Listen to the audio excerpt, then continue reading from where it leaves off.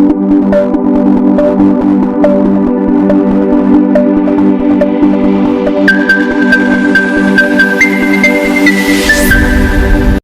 morning, my respected teachers and my batchmates. From starting my name is Anjali Jaiswal, and today I am here to present a very important part of the nervous system, that is neuron.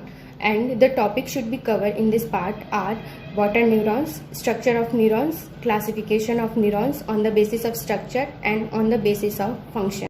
Neurons are the neural tissue and it is a specialized cell found in the nervous system. Neurons have the ability to receive the stimuli from within or outside the body and to conduct the impulse to different parts of the body. And these impulses travel from one neuron to the another neuron. Now we will discuss the next part, that is structure of neuron. Basically, neuron consists of three parts: cell body, dendrites and axon. Here we can see the structure of neuron which have cell body, dendrites, axon and the other parts. This structure is a multipolar neuron because it has a multiple dendrites. What are dendrites? Dendrites are the extension part of the cell body. Dendrites nerve impulse receiver होता है from the another neuron से। Means ये जो dendrites होते हैं, जो extension part होते हैं, वो दूसरे न्यूरॉन से नर्व इम्पल्स, मैसेज या स्टिमुलस को रिसीव करते हैं। पहले डेंड्राइट्स रिसीव करेगा मैसेज को, इम्पल्स को दूसरे न्यूरॉन से, फिर ये सेल बॉडी की तरफ आता है मैसेज डेंड्राइट्स के थ्रू, फिर सेल बॉडी से दूर जाता है एक्सॉन के थ्रू।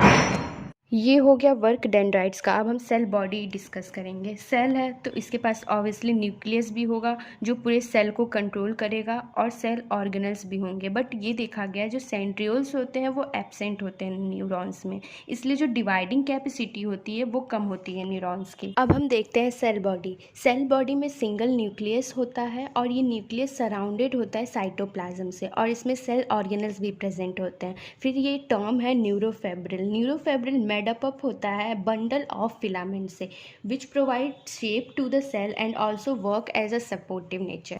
ये सेल बॉडी में छोटे छोटे डॉट लाइक स्ट्रक्चर देख रहे हैं, ये नेजल ग्रैनुअल्स हैं। ये रफ इंडोप्लाज्मिक रेक्टिकुलम है जो हेल्प करते हैं प्रोटीन सिंथेसिस में। न्यूरॉन में ये एक एक्सटेंडेड स्ट्रक्चर है और ये न्यूरॉन का लार्ज स्ट्रक्चर है, इसको बोलते हैं एक्सॉन। एक्सॉन में भी साइटोप्लाज्म प्रेजेंट होता है, उसको हम बोलते हैं एक्सोप्लाज्म। एक्सॉन का वर्क होता है नर्व इम्पल्स को सेल बॉडी से अवे करना। एक्सॉन के ऊपर ये कवरिंग लाइक स्ट्रक्चर होती है, इसको बोलते हैं माइलिन शीट की कवरिंग, इसलिए इसको माइलिनेटेड न्यूरॉन बोलते हैं। मतलब ऐसी कवरिंग माइलिन शीट की जिस भी न्यूरॉन के ऊपर होगी उसको बोलते हैं माइलिनेटेड न्यूरॉन। कुछ न्यूरॉन ऐसे भी होते हैं जिसमें कवरिंग नहीं होती है, उसको बोलते हैं अनमाइलिनेटेड न्यूरॉन या नॉन माइलिनेटेड न्यूरॉन। और ये माइलिन शीट को बनाता है Schwann cell by the production of fatty acid lipoprotein. So the function of Schwann cell is to formation of myelin sheet by the production of fatty sheet. जिस भी neuron में myelin sheath की covering होती है उसमें conduction faster rate में होता है in comparison to non myelinated neuron. यहाँ पर माइलिन शीट की कवरिंग है, फिर थोड़ा गैप है और फिर माइलिन शीट की कवरिंग है, इस गैप को बोलते हैं नोड ऑफ रैनवी। हम स्ट्रक्चर ऑफ न्यूरॉन का लास्ट पार्ट देखते हैं जो है axon terminal. Axon terminal is a very end of a branch of a nerve axon. Axon terminal contain the synaptic knob और ये जो सिनेप्टिक नॉब होता है वो कंटेन करता है न्यूरोट्रांसमीटर को, और न्यूरोट्रांसमीटर एक केमिकल मैसेंजर होता है जो ट्रांसमिट करता है signal from neuron to target cell across a synapse. मतलब सीधे कह सकते हैं जो इम्पल्स की कंडक्शन में हेल्प करता है उसको हम न्यूरोट्रांसमीटर कहते हैं और वो बेसिकली होता है acetyl choline. Now moving to the another part, we will discuss structural classification of neurons. So on the basis of structure, neurons are of three types: multipolar neuron, bipolar neuron and unipolar neuron. Now we will discuss one by one.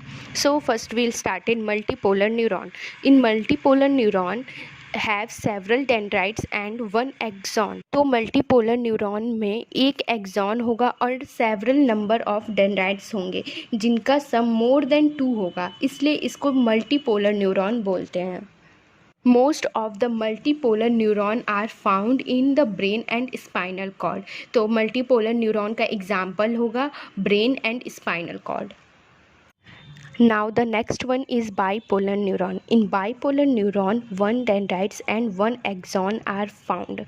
Bipolar neuron are found in retina, inner ear, olfactory area of brain. Retina is a part of eye in which image is formed.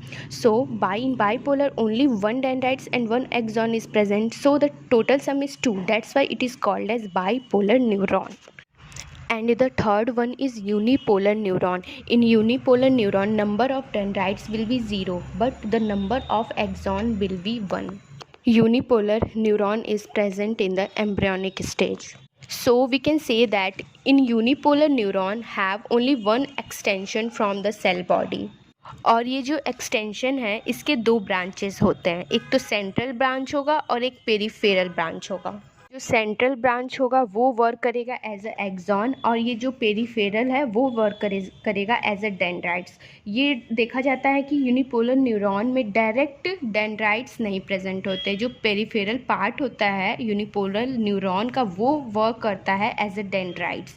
जो central branch होगा वो फिर enter होगा brain और spinal cord में, और जो peripheral part होगा वो कनेक्ट करता है पेरिफेरल पार्ट को। Next classification of neurons are the functional classification of neurons. So on the basis of function, these neurons are divided into 3 parts: sensory, motor and mixed. Sensory neurons are afferent neurons, and these transmit impulse to peripheral part of the body to the brain, and also these are unipolar in nature. Motor neurons are efferent neurons, and these transmit impulse to effector organ like muscles and glands, and these are multipolar in nature. Third one is mixed neuron. When sensory and mixed neuron are enclosed within the same sheet of connective tissue, these type of neurons are known as mixed neuron. Thank you.